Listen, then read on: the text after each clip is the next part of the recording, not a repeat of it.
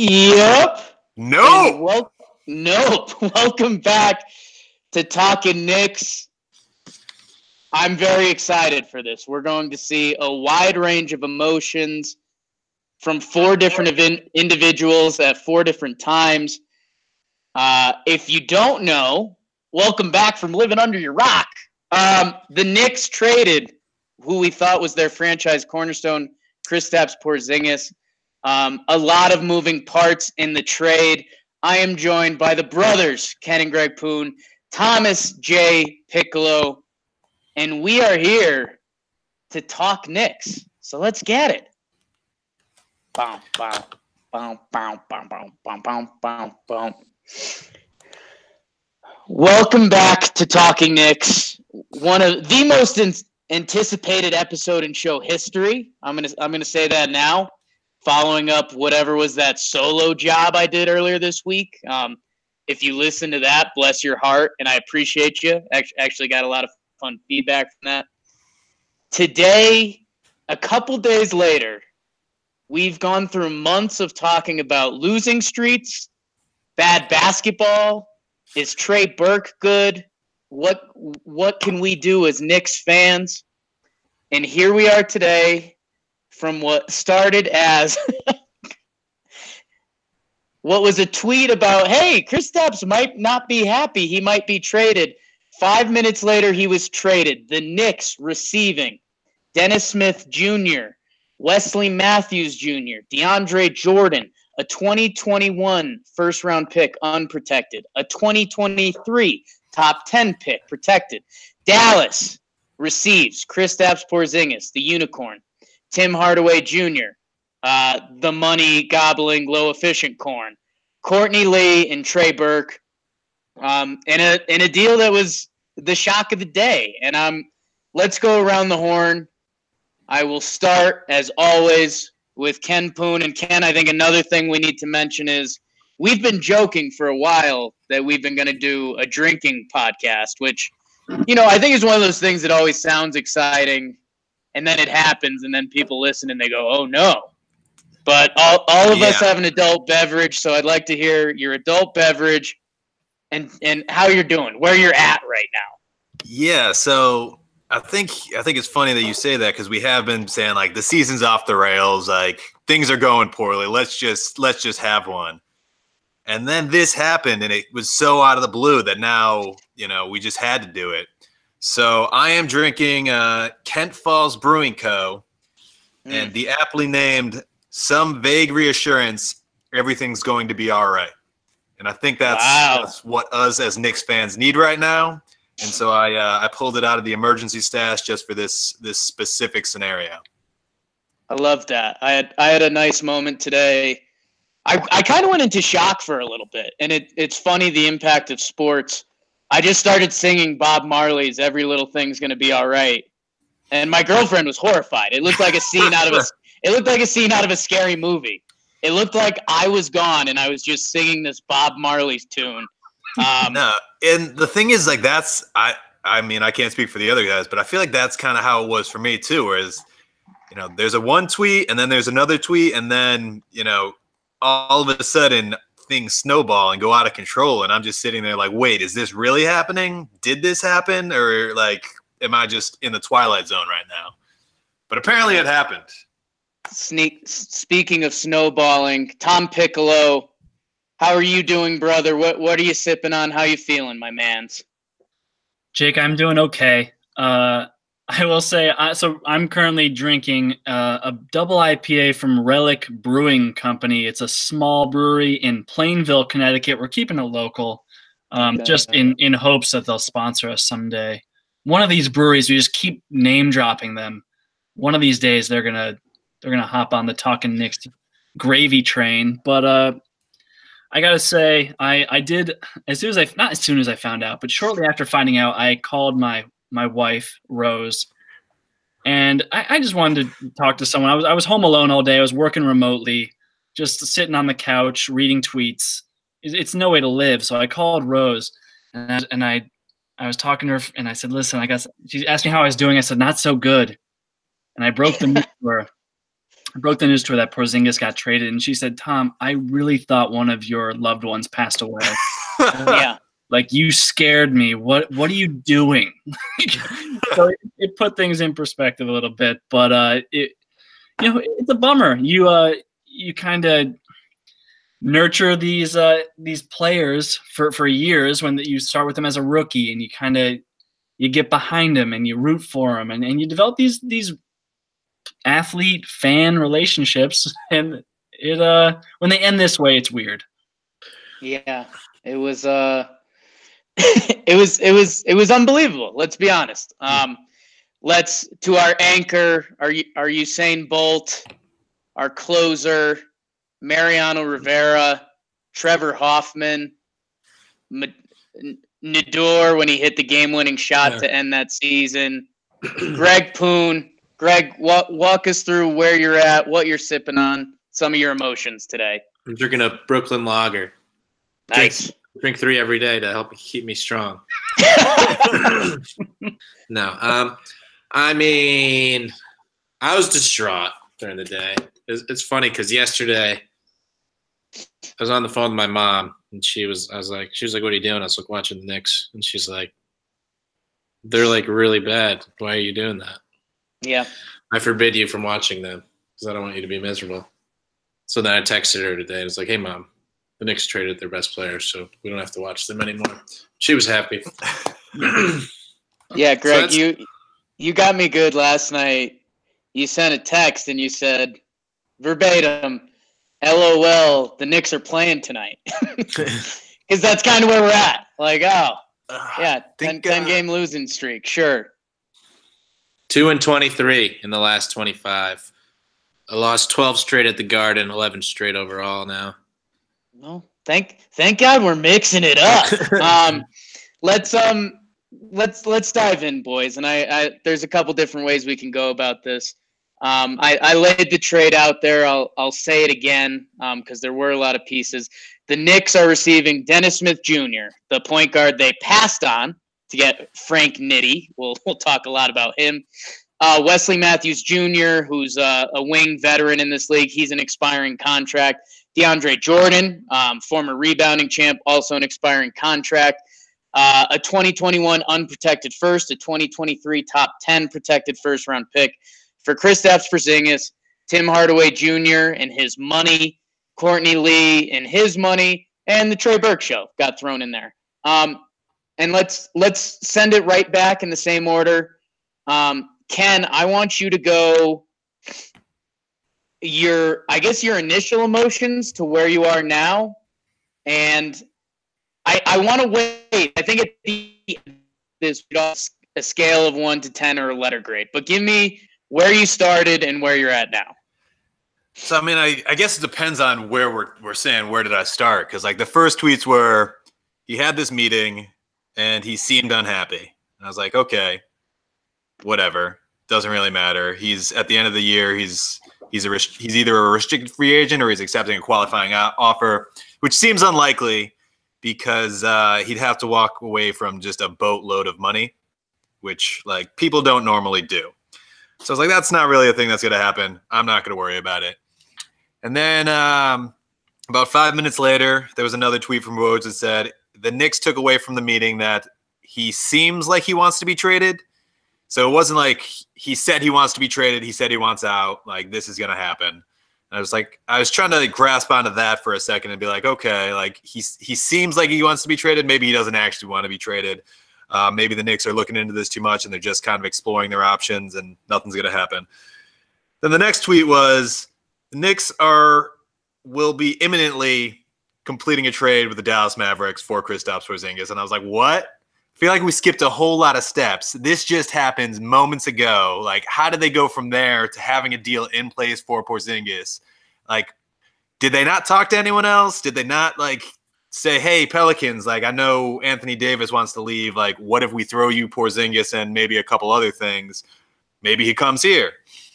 But no, they went to Dallas and got Dennis Smith Jr., 2 expiring contracts. And at the time, all we knew was there was some draft considerations. And I think they said first-round draft considerations, so we didn't know what it was yet. And it's like, I think we all assumed it was one first-round draft pick. We didn't know when. We didn't know, from who necessarily. And I was like, that's not enough. That's just not enough for this guy who I think Tom said he's coming out with a piece where he'll get it. He waxes poetically about it, but he's a unicorn, He's 7'3", blocks shots, hits threes, and he moves well for his size. And we got rid of him for a guy that Dallas was trying to unload because there wasn't a spot for him in the rotation. And that just didn't seem like enough for me. As more information has come out, I've calmed down a little bit. I'm still not, overly pumped with the return. I think we sold extremely low on this guy who, is currently injured.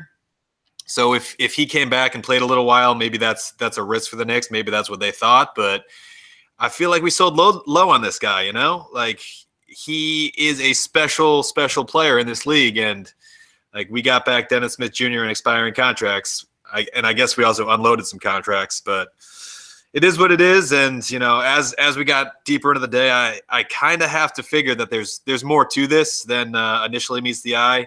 I know in their official press release, they said, they're still exploring their options as far as other things to do. So I have to believe that there's something else coming, and this isn't kind of the end of the line. And, I just don't know what else to say. I'm a little frustrated, a little upset. That's all I got, guys. That's all I got. Yeah. I think there's really two ways to look at what the Knicks actually got back in this trade, right? So it's who will be on the court, and then it's the potential for next year, the cap space. So that's kind of a good way to break it down. I think like Dennis Smith Jr., I liked him coming out of the draft. I didn't necessarily think that Frank should have gone after Dennis Smith Jr. I thought that they were pretty comparable as far as prospects. They're very different, which makes them so interesting and will make them so interesting as complementary players. But I'm still very intrigued. Like he's a freak athlete.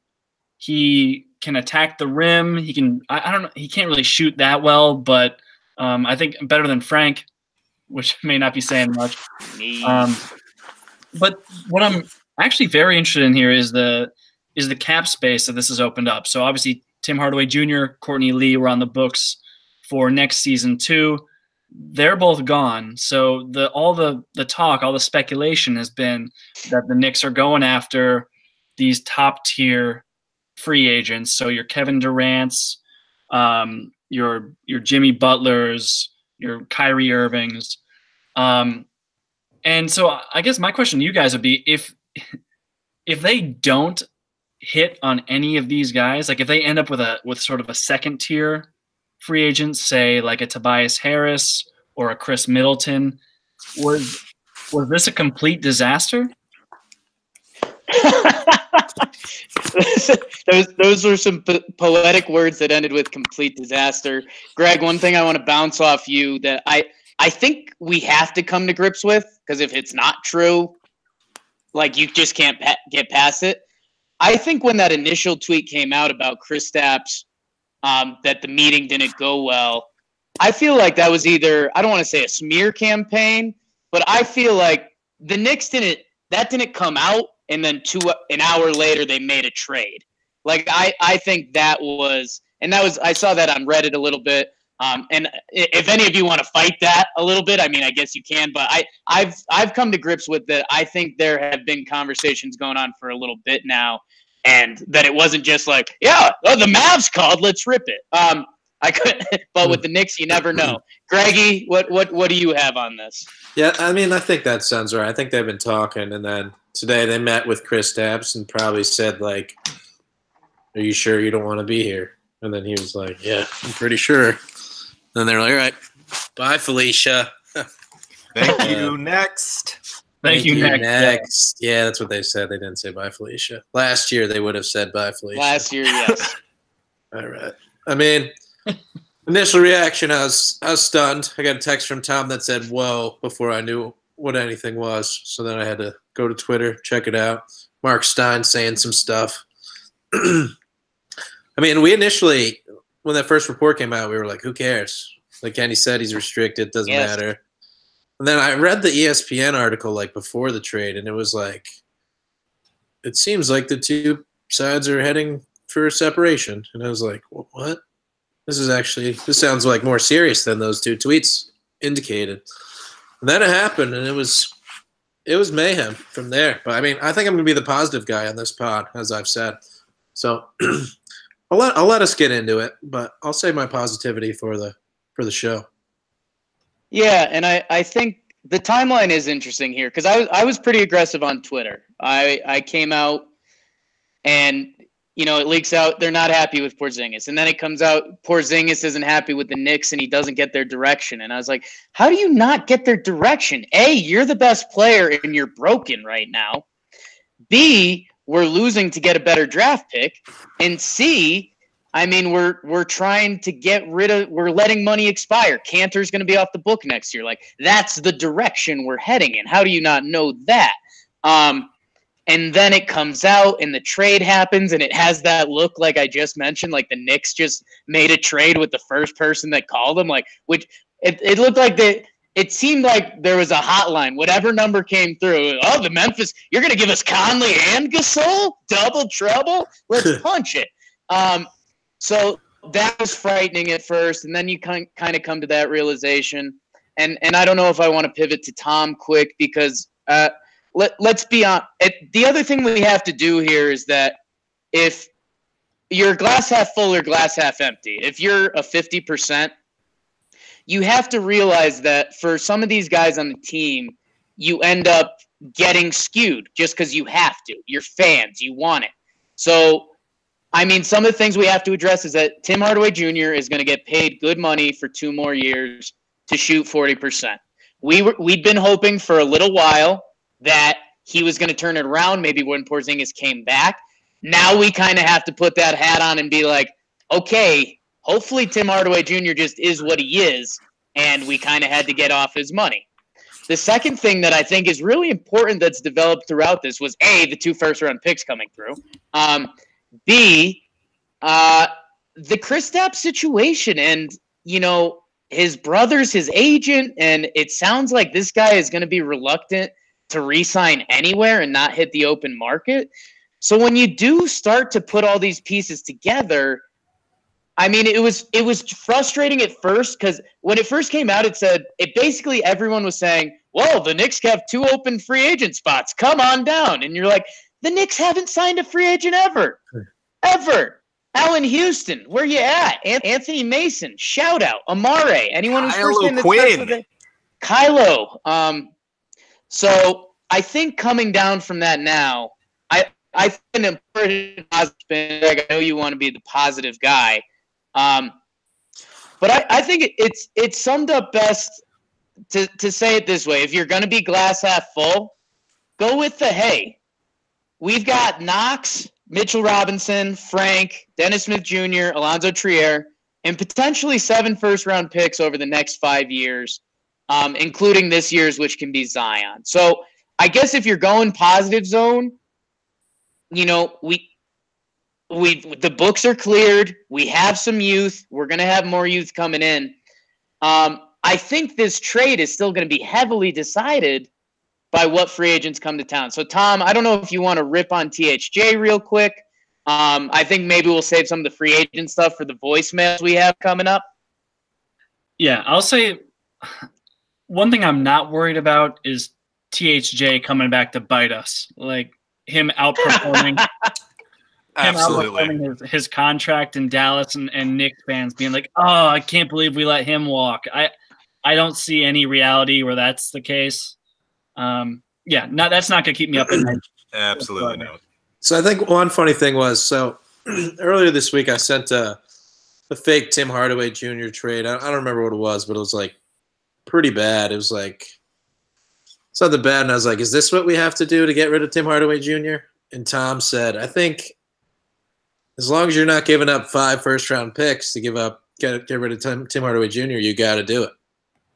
And now this happened. So the Knicks did. Yeah, they read Tom's text message that they got from the NSA, and then they did it. Yeah, Yeah, And I'm not that's worried no about that whatsoever. I will say that regardless if you're looking at this half full or half empty, optimist or pessimist, like there's no question that this pushes the Knicks timeline down the road a little bit. Like Porzingis was Maybe. so maybe if depending on the free agent situation, which we'll get to, but like Porzingis was the best, most developed player. He was the core piece that other superstars would want to come play with, right? So now it's more of a start from scratch situation for any superstar who wants to come by. Like they'd really have to corroborate with each other and figure out what their plans were before coming over. It's not going to be like, at least there's an established star there right now. And people don't do that, Tom. People don't coordinate and then go to other places. It's not something that happens in the NBA. No, totally. And I'm sure it will, but it's just having that existing core piece there is a nice starting block to have. And Porzingis not being there, it pushes everything down the road. Now we're talking about 2021 unprotected picks, 2023 top 10 protected picks, and that's a long ways away for a Knicks fan base that is more patient than they get credit for. But at the same time, it is New York. Like they're going to want to see a winning product soon, and this trade doesn't get them any closer to that unless some pieces fall into place down the road. Yeah, and we'll see about that. I have a question for you guys that we haven't talked about much, and I don't really know that I've seen anyone talking about it much. But I'm just wondering now, what do you guys think Porzingis' play is here? Like, I don't understand what he's going for, because he said he would sign a qualifying offer with the Knicks, or he said he would sign a qualifying offer with Dallas, and that's what leaked to the press. And he told the Knicks he wasn't happy here. What's he going for? Was he mad about how Melo got treated? Was he mad that his boy Billy Hernangomez got traded?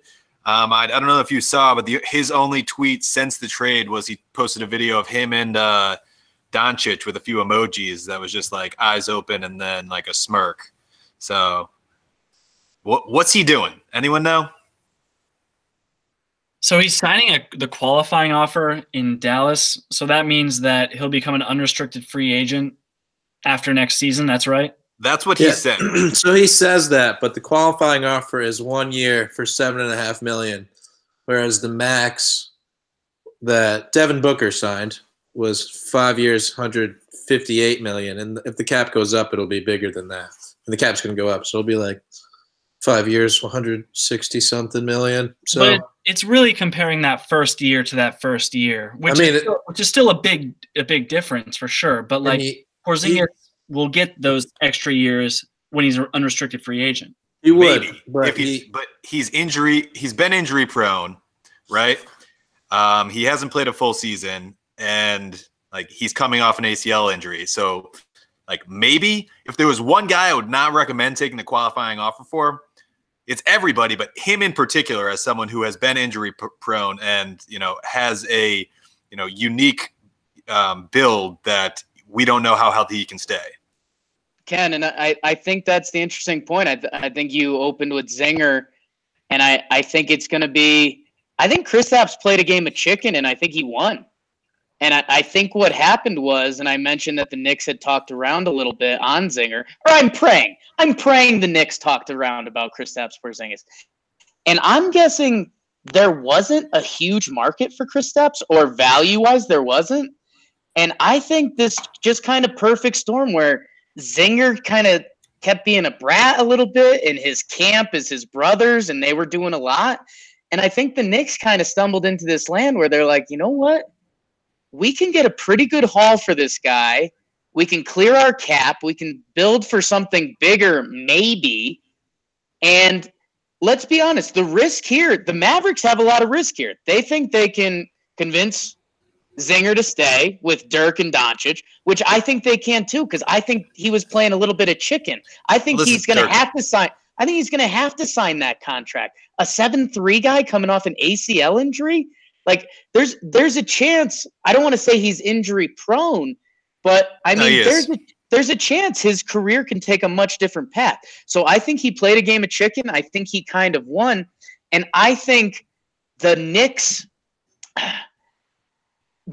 have a chance to win this deal. It's going to be decided in free agency where this pick lands, this year's pick, which is just ping pong balls, and where the future ones land. So I think that's kind of where it's at. I think, Greggy, I know you were trying to hop in a little bit. If you've got something, otherwise, Ken, I think we should jump to the voicemails we got. Anyone else got anything before we jump in? Yeah, I just got one thing, and that's Sure. I know we want to get to those right away, but it really does matter whether Porzingis is going to take the qualifying offer or sign an extension, because that's going to determine a lot where that 2021 unprotected pick goes. Like, if Porzingis actually signs the qualifying offer and then leaves as an unrestricted free agent, that 2021 unprotected pick could be really good. This Mavs team doesn't have a ton of talent, like outside Doncic. Like, Dennis Smith Jr. is one of their rising stars in my eyes. And Dirk's gonna be retired at that time. Harrison Barnes, like this team is bereft of talent if Porzingis leaves. So I mean, it's a huge gamble that they think that they're gonna be able to retain him. And Jake, maybe you're right. Maybe he will sign an extension without accepting the qualifying offer. But I don't know, man. Like that you have to think that the Mavericks would put a protection on that 2021 pick if they were nervous about Porzingis' extension.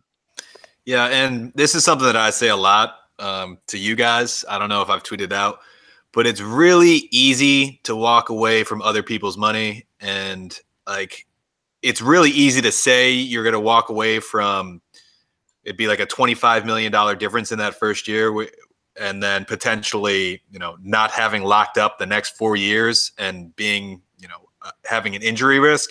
Like, it's really easy to say you're going to do that. Actually walking away from $25 million plus 4 more years of $30+ million, like, I don't think that's as easy as people think it is. Yeah. I mean, it's only like 18 million, but still. I thought the first year was like 30 million and he'd be making 7 million as is. So no state income tax in Dallas. I know, because I was there. Man. Ken, I think it's time to let him rip, Big Daddy. All right, we're going to jump into the voicemails. Here's the first one. Hey, this is Connor. I'm calling for Talkin Knicks. And on my thoughts on the Porzingis, something that I really don't like that was a result was the fact that the Knicks really don't seem like an appealing team to any free agent right now, with players like Kevin Knox and Dennis Smith Jr. I really don't look at that roster and think, man, those are pieces I'd like to play with and form a great team. So I think at this point, Zion is a must or another move, but I'm kind of freaking out. So, yeah, Jake sucks. Ooh, what was that at the end? I agree with everything he said, particularly that last point. Ooh, I've got a quick thing here. Something I mentioned to you guys beforehand. We're not sure what the Knicks' next move is. We don't know if DeAndre, Wesley Matthews, Noah Vonleh, Emmanuel Mudiay, if any of these guys are going to be flipped going forward and what kind of pieces they'd be flipped for. The Knicks could also go deep end if they think they can get these free agents. Hey, I know this is insanity. I'm not saying this is anywhere near happening, but hey, what if you package a Dennis Smith Jr. and a Knox? Or where does that pick land? I mean, are you back in Anthony Davis land? I know that's insanity, but you wonder what the Knicks front office is saying. And my other quick hitter is, the top 3 free agents who are great basketball players are borderline mental patients. Kevin Durant, Kyrie Irving, and Kawhi Leonard. Kawhi Leonard's a robot that laughed his way out of San Antonio. Durant is hated by half the NBA, and who knows if he wants to rebuild his brand by saving the Knicks. Kyrie thinks the world is flat. So that's where I'm at all that. Kyrie also forced his way off of LeBron's team, just to throw that out there as well. But as far as the Knicks being a free agent destination, I think that's a good point. And what they're really banking on is 2 people have to agree to go to the Knicks, because it's not going to be one person goes there and then like just decides to play with these teams or with the rest of the players on this team. They're going to need two people to together decide they're going to the Knicks. And I think the sell for them is like, this is a pick your own journey, right? They have a bunch of, secondary players now, and they need 2 stars to go with those guys. And those guys can come in and say, hey, we want to bring in this other guy. We have the pieces. Go out and get them. So, you can come in here, you say, you want to play with Frank, you want to play with DSJ, you don't want to play with someone else, trade that person for something else. And like, you have those guys to use as pieces to get something else. But like, it's a risk, because if just one guy decides like, maybe I want to go there, but there's not another person there, no one's going to go there. So it's going to be either all or nothing for the Knicks this summer. And, in the end, if it's nothing, I still don't know that they're in a terrible position, because they have all of these secondary pieces. And, if that happened and you had Kristaps, you would have had to lock Kristaps down with a long-term contract, presumably, if he didn't take the qualifying offer, which would have eaten up some cap space. So now you don't have that issue, and like, you can potentially play the game of boot it down the road another year, sign a bunch of people on 1-year contracts, and hope that it works out. So we'll see what happens, but I think the hope is you have to get 2 guys, and those 2 guys have to be agreeing to come together. Yeah, and Jake, one thing, you're talking about AD, but I feel like this summer the Knicks are gonna, they're gonna try to go full Miami Heat, 2010, 2011, where you just get three people, and in order to trade for Anthony Davis, they're going to just say to the Pelicans, hey, you can have every single player on our team and every single draft pick that you want from us, and we're going to bring in these other 2 guys. So they're just going to have 3 players, and then they'll just fill out the rest of the team with exceptions and minimum contracts, ring chasers. That's either the plan, or the plan is to rebuild slowly with the young guys, and then, which isn't what we were planning on, but obviously it'd probably be a fine plan, to be honest. And we would hate it if we had to wait 4 more years until they were actually good at basketball. But trust the process, right? Trust the process. Tom? Those are definitely the 2 options. First of all, did we get the caller's name by chance? Connor. That was Connor. That was Connor. Did we get his Twitter handle and everything? No Twitter handle. All right, we'll get that. So I agree with Connor, but not necessarily for the same reasons that the Knicks don't seem like an appealing destination. I don't think it has so much to do with their roster. It's just what this whole episode says about the culture in New York, like, is troubling. The fact that they couldn't convince a star player who they had since he was drafted to stick around, to like prove to him that they've built this competent organization with the coach and GM and president. Like, it's really just a bummer that they couldn't get Porzingis on the same page after having years with him to prove it. You know what I mean? Like, that's the most worrisome thing, is why would a free agent want to go to that? That kind of worries me. Yeah, and one fun fact that's been going around is the Knicks haven't signed a first-round draft pick to a second deal since Charlie Ward, other than David Lee signed a 1-year deal after his rookie contract ended. So Charlie Ward was drafted 23 years ago after winning the Heisman Trophy. Yeah. That's not a very fun fact. That is absolutely crazy that he won the Heisman Trophy. Ken, I think we did a lot. You got VM2? Voicemail 2 coming up. What's going on, guys? So, just calling to talk about the KP trade real quick. So, the Knicks trading KP is like trading. It's like the Yankees trading Judge. It's like trading your firstborn son. It's no part of that is fun. However, if he was really going to accept the qualifying offer after this season, then that changes a lot of things. So, if we get 2 first-round picks from that, $75 million in cap room, it's January, but I guess the Knicks have to feel pretty confident about their chances of signing 2 max free agents. But at the same time, I feel like there's a good chance they'll end up with like Tobias Harris and Marc Gasol and giving those 2 the max deals. We're trying to stay off Twitter right now because no Knicks fan is rational. It's kind of similar to a lot of Yankees Twitter. But 7'3" guy coming off a torn ACL. We got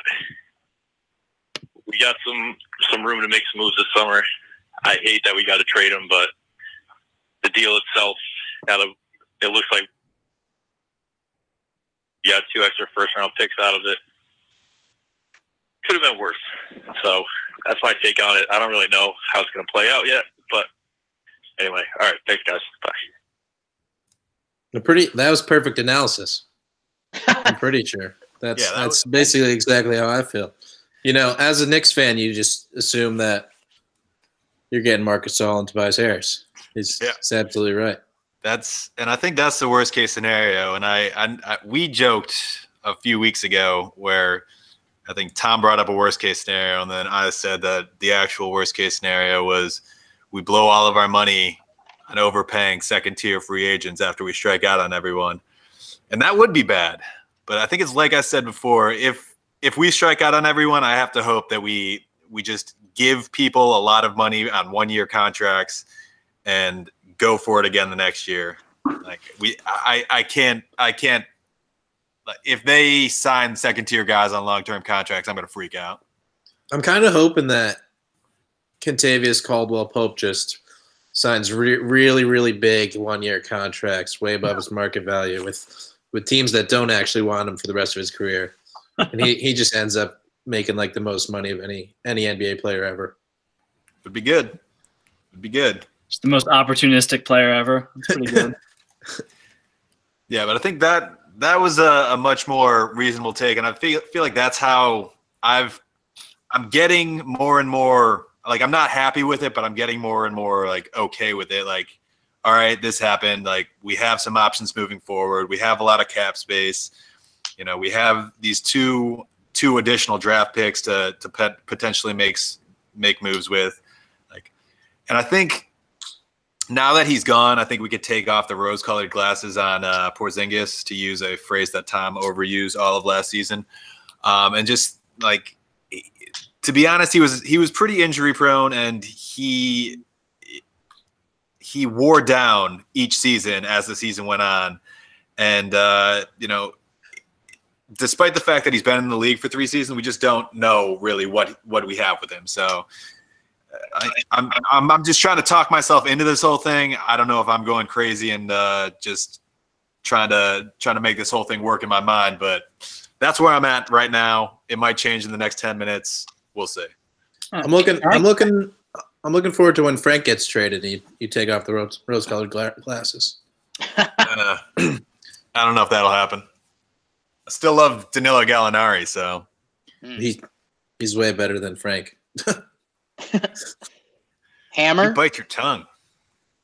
No, so I was thinking, I saw that tweet from Zach Lowe saying that maybe the Knicks should have called his bluff, that he actually wouldn't have signed the qualifying offer. Like Kenny's saying, that's just way too much money, and that he was just bluffing the whole time.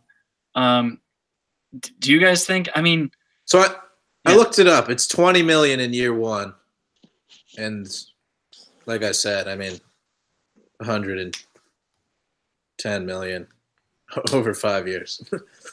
So $140 million. Sorry. So it's $13 million and the security of having that guaranteed contract as an injury-prone player. It's 27 would be the million in the first year. Would be the difference? So 20 million is the difference. 7.5 and a 27.5. So a $20 million difference and the security of having the other $140 million. Yeah, that's a lot of money to just walk away from. Geez. And like bet on yourself after having not played a complete season in the NBA in 4 seasons. Yeah. 3. You got it, Tom. Might have been worth the Knicks calling his bluff there, but I mean, who's to say? He could have signed an extension and then demanded a trade. We've seen players do that too with years left on their deal. So it's hard to say. We don't know all the particulars of what the Knicks were going through. But I'll confess something to you guys right now. I've had enough. I've had enough of this Relic Brewing Co. to tell you. I never liked Porzingis. Wow. Yes. It's coming out. But he Gloves are coming takes off. a lot of just contested long twos. He'd be sitting at the nail or at the elbow, just waiting for people to hit him on the arm as he took jump shots. Like, the guy couldn't score over Marcus Smart. He's trash. there you go. I liked Porzingis' rim protection, but there were definitely problematic parts of his game. So let's not act like he was some like perfect basketball player here. He was flawed, like everyone is. So Like when he averaged 1.5 assists in his career high assist year. And I think part of that was Jeff Hornacek running the same play every single time for 3 years. and that play was to sit at the nail Porzingis at the and elbow. take contested long twos while someone hit him on his arm. But It was a good play. if Rick Carlisle gets the most out of Porzingis, I will be heartbroken. Two quick hitters, and then VM3, I think. How quickly does the free agency plan go from Kyrie and KD to Eric Bledsoe and Tobias Harris? I think that's a huge concern. Let's be honest. And I don't know if this is a hot take. I had these as two things, but I'll combine them. This lottery becomes so huge. I think if we get a top 2 pick, I think it's appealing to free agents, and I think this whole train is leaving the station. If we don't get a top 2 or 3 pick, I can still include Morant in this. I think the Knicks might even trade it. I mean, what's Mike Conley worth? What other players are available? I think the Knicks front office, the expedite plan that everyone's been talking about, I think if those ping pong balls land at 4 or 5, I think you're going to see them trade that and try to bait in a free agent off of that. If it's top 2, I think there's a chance that the Knicks front office has done something beautiful if we get a top 2 pick. But it's just impossible to believe the Knicks front office has done something right until they do it. Yeah. Boom. Well, plus, I don't know that the result should really have the full weight of whether that's a good decision or not, because the odds are that they don't get a top 2 pick, right? Like if you look at the lottery odds right now, right? Yeah. Just they don't have the odds to have a top 2 pick, even though they have the worst. They have the best odds, or I guess tied for the top 3 best odds at a top 2 pick, but it's still not sound decision making. Even if they do luck into a top 2 pick, that's not because they made good decisions. I mean, something tells me that the Knicks weren't sold on Porzingis, the new Knicks front office, because they didn't draft him, and that deal happened way too quickly, right? So I feel like they weren't sold on him, whether it was his injury history, the issues with his brother being his mouthpiece, whatever it was. I get the impression they weren't sold on him, and they were ready to move on. So maybe there's something there we don't know about. Not great, but let's move on to voicemail number 3 here. Yo, talking Knicks. What the hell is going on? I'm at work. I get a text 10 minutes, goes by, and another text, and Porzingis is gone. I mean, I guess I kind of get it if he was in the meeting and said that he wasn't going to resign or whatever, and they wasn't happy. But you got to get KD and Kyrie, or KD and Kawhi, or I don't know. Oh yeah, and Jake sucks. What is this? No, they're right. He's right. You got to get KD, Kyrie, Kawhi. Jake sucks. Where do we find these people? I've never heard that phrase before, so. I don't know. I think we kind of just did that question. I think. I think we talked about the free agents a little bit. I think the big part about that is his story was the same as ours, right? Like he was at work, he got a text from a friend. 10 minutes later, he got another text from a friend, and it was over. Kristaps was gone. It's like, I feel that, man. I feel that. I have one Bill Simmons take that I'll let out in my creepy Bill Simmons voice that I think was mentioned last voicemail. Is there any chance that this trade hurts a little more because Kristaps Porzingis is literally larger than life? Like the guy mentioned before that he was kind of our Aaron Judge, and he kind of was. He's this 7'3" guy, and we owned him. He was ours. And maybe we did fantasize a lot of stuff with him. Well, I got to put the whiskey down. But no, I don't know. I think that initial shock that did hit everyone with how it played out is a little bit to do with the fact that he is just a larger than life creature and not a 6'6" scoring guard that we fell in love with, you know? Yeah. He's the unicorn. Like he's the tallest guy in the NBA. He shoots threes, he blocks shots. Like the NBA has never seen a guy like this. So it is what it is. Yeah. And he's a potential superstar that the Knicks actually drafted. Yeah. Yeah. He was ours. VM4? VM4. What's up, John Boy and Jake? This is John Boy and Jake Radio. Reacting to the Kristaps Porzingis trade. I am kind of mad at the Knicks management. I mean, of course, Kristaps is right. We suck. We're about 10, 11 and whatever now. And I went to go watch their game in Charlotte at home when they actually came back and won. I mean, it would have been better if Kristaps was there, but I mean, he's right. We suck. He wanted to be traded, and I don't get why everybody else is mad, but you know, it is what it is. I love Kristaps, and good luck to the Mavs. All right, bye. Thanks. Was there a question, or he just said they suck? We suck. I think that was a Mavericks fan. I'm pretty sure. Was that one of his Dallas friends? I think it was just a comment. He gets it. Kristaps said the Knicks suck, and they do. That was Allen Iverson. We suck. We suck. We suck.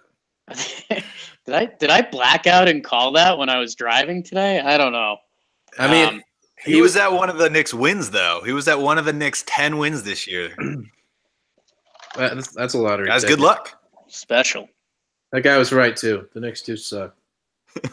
Special. Last one. Last one, and then I think we have a Twitter one too. Okay. Hey, this is Kelvin Leon from Chattanooga, Tennessee, calling in about the Porzingis trade. You know, I sat there and thought about it. Like, yes, you know, we lose, you know, the future of the Knicks or whatsoever. But you guys sit there and think about it. We get those 2 first-round draft picks and, you know, the appeal of Dennis Smith Jr. and stuff. But do you think that will somehow attract Kevin Durant or Kyrie Irving to the Knicks next summer? I think that people, you know, a lot of Knicks fans are upset. You know, I'm upset because the potential of Kristaps had, but there has to be a lot of, you know, how do I put this, like confidence that we land someone big. But with the current roster, how do you sign someone big with the roster that we have now? I mean, you have Kevin Knox and all that above. What do you guys think? Who should we shoot for, and how do we get them? Love you guys. Love the show. I love Kelvin Leon. I love him. I don't know about you guys. I love that guy. The feeling is reciprocated for sure. Yeah. Mm. I mean, just listening to that voicemail, like I feel relaxed. I think it's just the tone of his voice or the Southern drawl. I don't know what it was, but I feel better. I think a lot of it had to do with the call before. It's like compared to that, this is really nice. I think it's a semi-encompassing answer for that voicemail, and something I've been touching on is that I think if we trusted the Knicks front office, we would love this trade. We would be talking about how we have the 2 cap we have the 2 max spots, and we have these young assets, and we have moves, we could do flexibility, we could do this, that, and the other. But because we haven't seen that in 2 decades, it's hard to believe it. So hopefully these new guys have it figured out, and we're taking a step in the right direction. But I mean, everything Leon just said, like, was pretty spot on, man. Yeah, and I think so. The question that he asked that maybe we haven't touched on is like, who do we go after? Like, I think we've named all the big guys, but who are the ideal guys that we go after, and can we make it happen? And I know we've texted a little bit today that kind of the big names are, we're hoping for KD, Kyrie, and Kawhi are the big 3, and then after that there is Jimmy Butler and Kemba and Clay. And Clay. So which of those guys can we get? Which of those guys are we targeting? Like, obviously we're targeting, I think, KD and Kawhi, KD and Kyrie. I don't know. Thoughts? Yeah. I mean, and to answer his question, who wants to play with this team? It's really up to 2 guys wanting to play with each other, I think. Yeah. So because they're not coming here to play with the Knicks surrounding cast. Which isn't, I mean, it's not good, but it's certainly not as bad as we've seen in the past. You have Dennis Smith Jr., Kevin Knox, Frank, Mitch, people with potential. It's the opposite of what happened when we got Carmelo and Amari, and then Amari went down. Like, that team had no one surrounding the big guys. Now we just have a team of surrounding pieces waiting for 2 big guys to come in. Right. Tom, Jake, thoughts on who we should be targeting here? DeMarcus Cousins. Smart. Boog Knight. He might get the 1-year max if it fails. The plan fails. Yeah. Get the KCP. I'll take a little KCP right now. I don't know. Couple quick hitters. Kevin Durant and Kawhi Leonard would be some of the prettiest basketball with some of the worst post-game interviews ever. And I just don't know. Oh, this is my only wild card thing that I told you guys before that nobody really cares about. But if I told you to give me 2 or 3 NBA player comparisons to what Mitchell Robinson would be, who's one of those players? DeAndre Jordan. So, I mean, again, there's a couple little things in this trade that if we trusted this Knicks front office, we'd be going, we got the 2 max spots. We got some picks. DeAndre Jordan could coach up Mitchell Robinson because they're these 2 guys that are supposed to have the same game. There's a lot of optimism that can be behind this, but we're not going to know until July if this was a good move or a mad move. And I mean, the thing about the DeAndre Jordan thing is, like, maybe he comes here and he wants to stay, but I don't know if he's going to be here through the season. And if he is, he'll be here for, what is it, a third of a season left? It's like maybe he has some time to coach up Mitchell Robinson, and that'd be great. Like, I'm not expecting it. I'm expecting the Knicks to turn him and Wesley Matthews into something else, whether it's a second-round pick or just anything. I don't know if it was on the broadcast or before the broadcast. Greg was saying that the problem is anything we send out, we need to take back expiring contract with it. So it's tough to find a team that's, competing for a playoff spot where those guys would help them and has dead money to match with us and is willing to give up a second-round pick. But I think that's probably what the Knicks are going to end up shooting for. Yeah. Well, fellas, we circled around a lot. I got one more Twitter message. Question. That's right. Excuse me. Twitter question. Hit it. All right, hold on. Let me open up Twitter here. Sure. All right, this is from Braden Beck at B23Beck. So at first, I didn't know how I felt about the trade, but I think I've come to the conclusion KP just didn't want to be here anymore. So why should we get so burnt up about it? Now we can try to look forward to this rebuild with much more flexibility. And so I answered him briefly, and I said, I think the reason that I was so frustrated is I think we sold low on him. Like, this is a guy who is currently injured, hasn't played in just about a year. I think it was a year and like a week from now. in a week from now, it will have been a year that he got injured. And we sold him for essentially Dennis Smith Jr., a couple first-round picks. Again, at the time, we didn't know it was 2 first-round picks, and salary cap relief. And, like, it's okay. It's an okay return, but, you know, for how much he meant to this franchise, for how much, you know, he was a homegrown talent, it just didn't feel right. But, you know, like I said, it's warming on me. I'm not feeling great about it, but I'm not as angry as I was at the time this was announced. I think the funny thing about the return and the funny thing about what went out is that Tim Hardaway Jr., Courtney Lee, DeAndre Jordan, and Wes Matthews are all just numbers. They're not. We don't even think of them as the actual players. Like, we got DeAndre Jordan, but we don't care at all that we got DeAndre Jordan. He's literally he's a $22 million like big time big man who we don't care at all about. Yeah, he was filler, and again, I don't know if this is on the pod or pre-pod, but Tom was saying, like, I think our on the court team right now is better than it was when we started the day, which I don't know if that's a good thing or a bad thing. I think it's a bad thing, actually. I think it's a bad thing. Yeah. I mean, Tim Hardaway Jr. was not helping this Knicks team win any games. Like, he was terribly inefficient. He was the worst defensive player on the team aside from Knox, who's still learning how to play basketball. And, you know, DeAndre Jordan and Wes Matthews can play. Like, they're going to probably help this Knicks team win some games that it maybe doesn't want to win. And the only solution is going to be to play more Cantor. Ooh. Here's the question, though. Are these guys going to play, or are they going to get the Courtney Lee, Lance Thomas, Enes Kanter treatment, where they're expiring contracts and they're just going to throw them at the end of the bench? These names are bigger than Courtney Lee, though. Like, DeAndre Jordan was All-NBA 2 seasons ago, maybe 3 seasons ago. He's not gonna want that, at least. So it's gonna be a bizarre atmosphere in the locker room. Yeah, I don't know, Kenny. I don't know if these guys are gonna get minutes or if they're gonna be shuffled off before the trade deadline. We'll see, or if they're gonna be bought out. I have no idea. DeAndre Jordan and Enes Kanter. We got 2 of the best centers in the league, fellas. That's funny. If you combine them, you would have probably the best center in the game.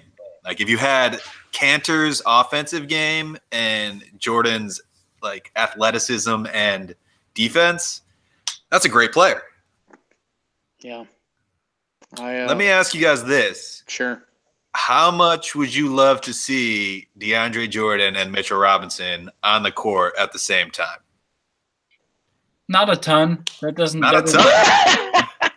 do a lot for me, actually. I would find that wildly entertaining. In 1996, it'd probably be badass. Twin talent. Yeah, we'd have shirts with them on it. God, that's tough. Guys, I think we're hitting the area we kind of want to land in. I want to go around the horn. Let's get some final tidy closing thoughts, and then a letter grade. I'll bat lead off. I'm going full. It depends if you're glass full or glass empty at this point. If you're glass full, I think you say we cleared up our cap situation. We have some young pieces. And we have picks in the future, which we haven't been able to save for a long time. And if we hit with some free agents, we can be in a really special place. I think if your glass is half empty, you say, what free agent in his right mind would sign here? How can you trust our front office? And, like, we might be ruining our lottery chances this year, and Kristaps can burn us. I think that's just glass empty. I don't think there's half water in that. That was an empty glass. That was an empty glass. But no, I think the half empty there would be that we've mitigated risk to a degree with the financials, which you can't say that with the Knicks a lot, and you do have those picks, worst case. So, I mean, with that mitigated risk, which is a term I've never used in my life, but I've saved it for now, I think Twitter's going to be disappointed with my fire I had earlier. I'm going to give it a B- right now. I think there's a chance. What? I think there's a chance this trade could lead to some good things. I think there's a chance this trade could make us look pretty dumb, but we're the Knicks, and at least we have picks and cap space if we're going to look dumb. No. Who wants it? Greg. No. Let's go to Kenny. So my thoughts are, and I told you guys, I just got a Kristaps Porzingis jersey for Christmas because they're not going to trade Kristaps. He's going to be on the team. He's the one guy we know is going to be on the team. So my uncle got me a Kristaps Porzingis jersey, and now he's gone. In terms of grade, I'm going to give this a D+, right? We're moving on. Like, you get to go to the next grade, and maybe things get better for you. But like, it's not great. You lost, a key piece and kind of the only piece that we had going that we thought was that was ours, and it hurts and it's not great. But you didn't flunk it, so you're moving on. You have some things to work with. Maybe next year gets better, but for now, D+ with the hope that in the future something happens. Tom, Greg's the anchor. You know that. Yeah. So I think one thing we probably haven't talked enough about is the Dennis Smith Jr. piece of this. Yeah. Like, I think he's really good. I mean, not really good. I think he has the potential to be really good. And right now, he's a solid young point guard. Like, you think about where De'Aaron Fox was last year to where he is this year. Dennis Smith Jr. is 21 years old. I'm looking at the B-ball indexes. We have a player similarity tool. He graded out offensively very similar to a young Victor Oladipo, which is interesting to me. Another guy who took some years to develop. So I'm more bullish, I think, on Dennis Smith Jr. than some of you guys are, and I think he could be a really good piece going forward. So keeping my fingers crossed for that. With that said, I don't think the Knicks used all their leverage that they had here with the qualifying offer and the likelihood of Kristaps actually taking that. I'm going to give this a C- and just give the condition that hopefully they sign someone. I'm just not all that optimistic about signing free agents, based on history and reality. It just doesn't feel like something I should be hanging my hat on here. So I'm going to give a C-, and probably that's even a little optimistic. Gregoire. Wow. You think C- is optimistic? So, yeah, I wasn't as good of a student as you guys, though. So one thing I've thought is if the Mavericks called up the Knicks and offered Dennis Smith Jr. and 2 first-round picks for an injured Kristaps Porzingis straight up, I don't think the Knicks hang up immediately. I think they hang up eventually, but I think they would think about that. Would you, Jake? What do you think of that? They'd hear it out. I think normally you'd assume no, but with all the extracurriculars with Kristaps being displeased for the past 2 years, I think that's the part of the conversation you listen and then you hang up. Yeah, the argument there is just that coming out of trades, you typically want to have the best player in that trade. Like, that's how basketball games are won, or with the best players. So Porzingis being the best player by a wide margin in that trade would probably lean me towards saying no. But maybe you don't hang up immediately. Go on. Yeah, 3 first-round picks essentially for Kristaps is a decent haul, and then we're factoring in me. Guys, we've been talking to each other about how to get rid of Courtney Lee and Tim Hardaway Jr. since Tim Hardaway Jr. signed his contract. That is a true statement. We were like, oh my God, this guy has a player option for a 4th year. Making $18 million. Can I jump in real quick and say Tom and I listened to last year's preview pod, and Jake was higher on THJ. No one was high on him, but Jake was the highest on THJ. Here's what I'll say. Quick defense before sending it back to Greg. Look what THJ just netted us. We did it. Yes. We got it.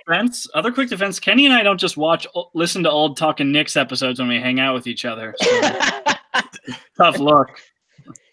THJ just netted us 2 first, Kevin Durant and Kyrie Irving. So, Greg, straighten these boys up. Yeah, that's a good deal. I mean, the cap space is clear. If we don't land anyone, we go the first, the sign 1 year, big 1 year deal approach. You don't have to pay Dennis Smith Jr. for another 2 years. Frank will be making the minimum at that point. You don't have to pay Knox for another 3 years. So I mean, you got 2 to 3 years for this to work out. I mean, obviously you want it to work out this offseason. Ideally, you go full Miami Heat. You offer every single player on your roster for Anthony Davis. Then you hope 2 other guys are willing to come for the max or just about the max. I mean, I don't know that the double max would still be there at that point, but what's the difference between $35 million and $38 million? I also just made up those numbers, but so you go. No, I mean, I wanted to move on. I don't know if you were done. I had one last comment. You don't know if I was done giving my grade before I gave my grade? Oh, yeah. Well, That's brotherly love. sorry, man. I drank a beer. All right. I'll give it a B. I mean, I'm obviously not going A+. We traded our best player. I'm not pumped about it, but I'm telling you, Dennis Smith Jr. and 2 first-round picks, and we got rid of the 2 guys we've been trying to get rid of. If Kristaps is serious about the qualifying offer, then I mean, we'll find out this summer. Not only because of the free agents, but also because of the qualifying offer. We'll find out the actual grade. Obviously, that's a big punt by me, but I'll give it a B for now. But we all know that this could either be really good or really bad in the future.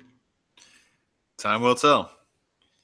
So I guess my question for you guys is, what does the Knicks lineup look like now? And I guess more particularly, Too soon. with DSJ coming in, what does that mean for Emmanuel Mudiay? Are we trading him? How many players on the Knicks are going to get traded for a second-round pick at the deadline? Hopefully 2. Yeah, I'd say. I can't stomach this conversation. Yeah. All right, I'm going to go through the roster and you tell me if they're going to be there at the end of the season. Okay. All right. Emmanuel Mudiay. Yes. Hope not, but yeah. Nobody wants him. Dennis Smith Jr. Yes. Yes. Oh, for sure. Frank Ntilikina. Yes. Yeah. Yes. Alonzo Trier will be because we can't trade him. Yes. Damian Dotson. Yes. Yes. Unless somebody wants him, then no. Wesley Matthews Jr. No. Kevin Knox will be. Nice, Tom. Yes on Wesley Matthews? No. Let's keep it running. Kevin Knox will be. Yeah. Mario Hezonja, probably not tradable. Yeah. Nobody wants him. No. Lou Cornett, probably. Our best player. Mitchell Robinson, probably. Yep.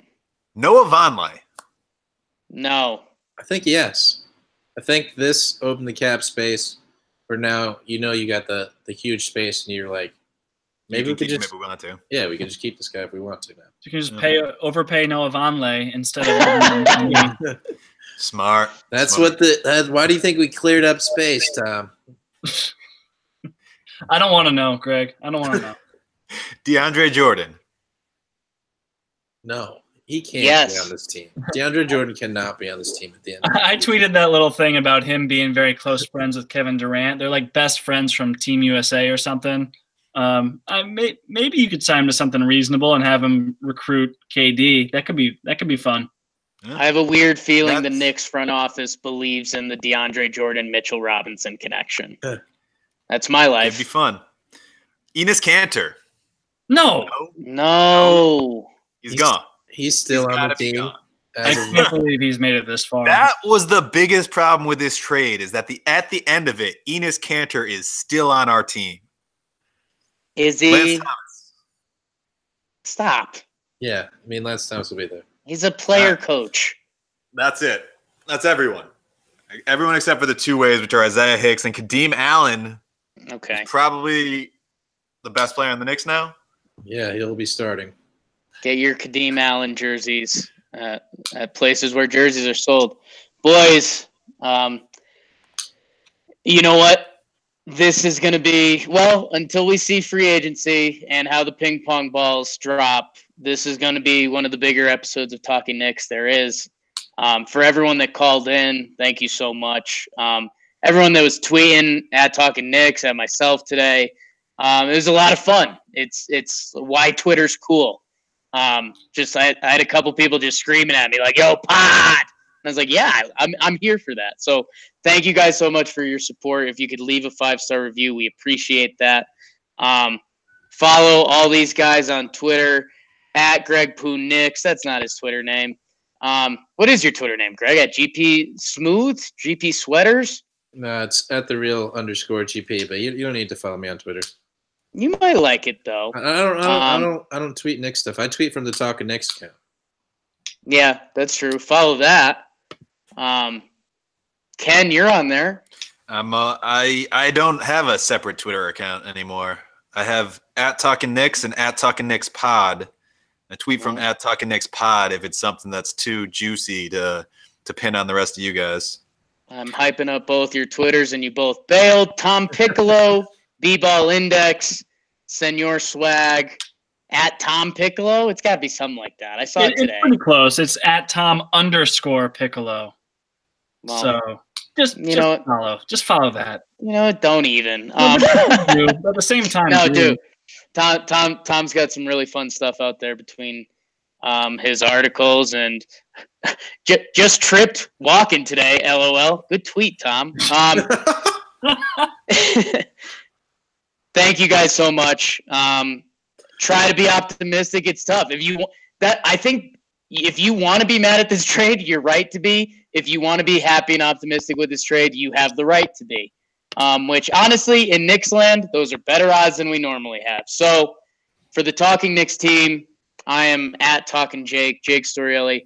Thank you guys so much. And I normally end it with a "Let's go Knicks." I don't know. Let's go Knicks. Knicks tape.